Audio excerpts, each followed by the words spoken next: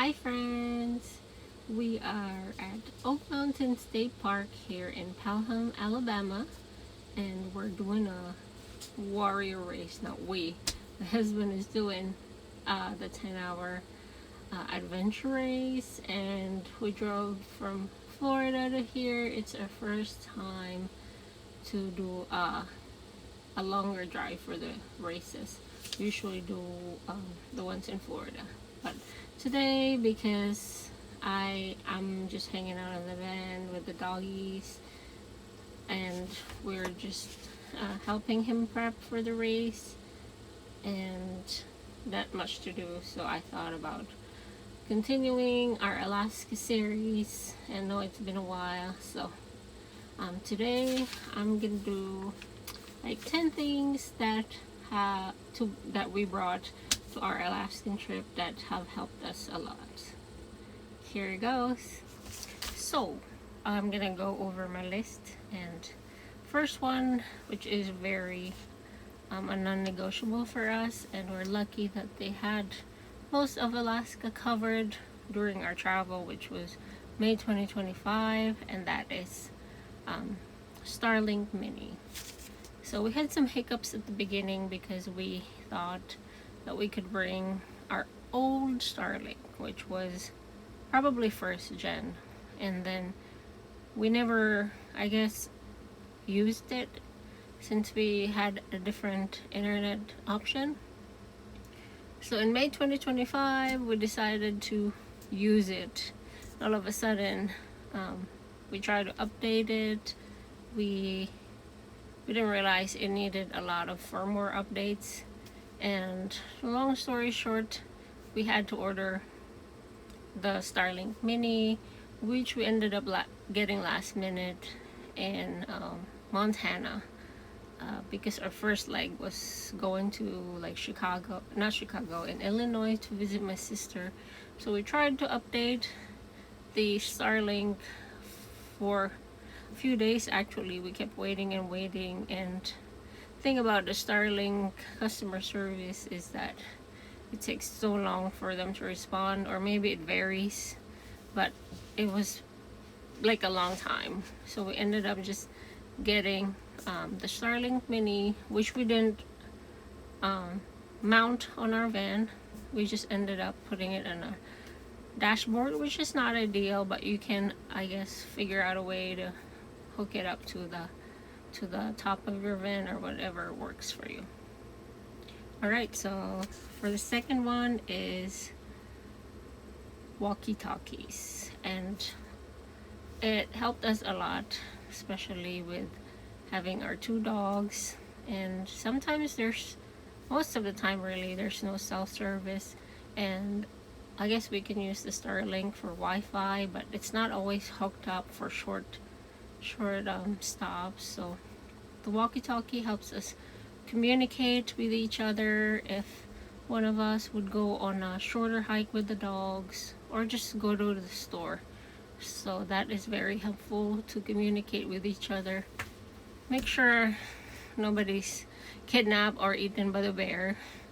So yeah, that is one of our things we thought about bringing, an option outside of your cell phone. And then third would be bright flashlights. We got this two flashlights, or one flashlight from Amazon, which you can like telescope. It telescopes, so you can like zoom into something, but it's pretty bright. I forgot how many lumens, but it's rechargeable too, and aside from your headlamp, it helps you see in the dark, which won't be an issue in the summer in Alaska. But we ended our trip at the end of August, and so it was getting darker early, so that helped us a lot, especially when we walk the dogs. We're in an unfamiliar area. I know a lot of people have those pretty bright LEDs in their car, so we don't have that, but we might look into it, especially we do boondocking, and the free campsites might be not level, so that helps out a lot to see where you're gonna park. Alright, so we were at number 4, the milepost. For some people, it was not helpful for them. For us, we used it as a way to find the next gas station alongside with Google. Sometimes our internet would cut out because we did not like properly hook it up on our roof, so we would plug it in and turn the inverter on, and sometimes the frost heaves, with the frost heaves it would fall off, so the internet would cut off. So the milepost is helpful to figure out what businesses are open for the season, what things you can find there, the accommodations, RV parks. It is very heavy on information, so you just pick, what is useful for you. So the next one is medications. If you are taking any prescription medications, any things you need to take on a daily basis, make sure you're stocked up, you have an updated prescription, and make sure if you have allergies like me, you have your EpiPen with you, because in the middle of nowhere, sometimes the only help you can get is you, and you have to be prepared for everything. And number 6 is layering clothes. So if you are from a 4-season country or state, this is nothing new, but if you're from a warmer weather, you need to learn how to layer clothing so that you don't end up doing, the things you wanted to do and are uncomfortable. It's not fun to be cold. It's not fun to be super hot either. And you won't believe that up in Alaska and in Canada and Yukon, they do have warm days. So always be ready for all kinds of weather, especially if you're in higher elevation, you plan to hike. Sometimes you're gonna get hot, you're gonna get sweaty, so be ready to take off those layers and be comfortable with the activity you choose. Alright, we go on to number 7, which is your outdoor recreation equipment. So I feel like most people who like to bike would bring their bikes, but we didn't realize we loved Canada and all the lakes. And even in Alaska, they have those glacier lakes. So we left our paddleboard and didn't realize we wanted to have them, because we weren't expecting that we would paddle as much as we did. And so we went to Canadian Tire, which was a combination of Lowe's, Walmart, a garden center. It has everything. So it's not sponsored, but I think you should look into going there if you forgot anything, because we forgot a lot of things.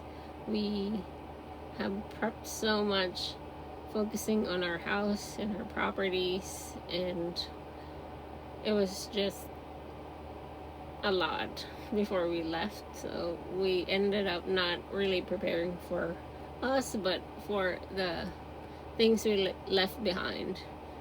So we ended up going to Canadian Tire more than we needed to. Alright, so number 8 is a window cleaner, maybe a spray.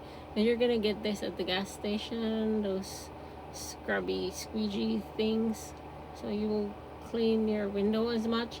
But we did get a window cleaner, which a salesman talked us into outside of Canadian Tire. It worked pretty well. We can show you a photo of it.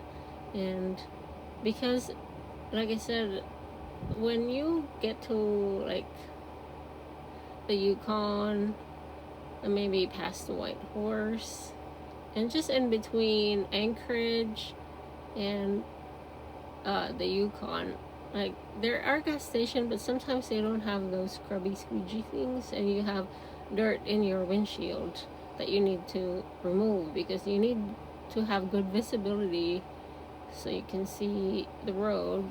So we did get the window cleaner, especially the side mirrors can also get a little dirty and buggy.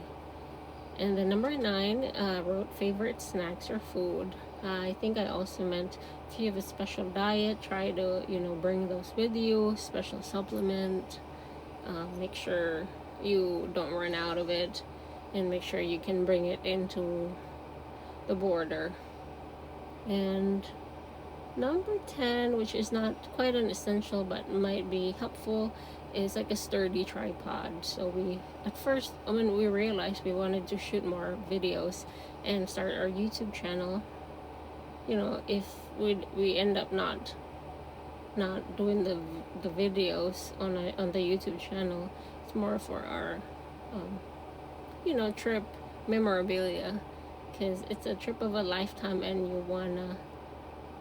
wanna keep a record of it. So try not to get the flimsy ones that are cheap, because they're gonna fall with a wind gust and smash your phone. Luckily it didn't happen to me, but it almost it might have if my phone case was not the best, because the flimsy ones don't have enough support for the bigger phones.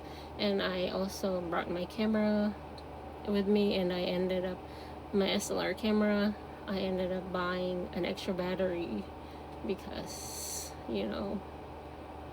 sometimes you take a lot of videos and your battery dies. Apparently, I'm not a pro photographer, but things that you learn along the way. And perhaps a selfie stick, or like a remote for your cell phone, so you can take some photos of yourself if you're traveling alone on the signs, in front of the signs. It's always nice to have that shot for your for the memories. And what else? I think that's it. I probably don't remember everything, but those are some of the things we thought would be helpful for your Alaskan trip. And then we're gonna do another video which includes the things that we brought for our dogs, or we bought for our dogs during our trip, that was very helpful for when traveling with your furry babies. So thank you for your time, and thank you for watching our video. I hope some our tips have helped some of you. If you're traveling to Alaska this summer, drop some comments, ask some questions, and would love to help. We're not experts, so this was our first time driving to Alaska, but we've learned a lot, and we can't wait to go back, and hopefully we'll see you on the road. Bye.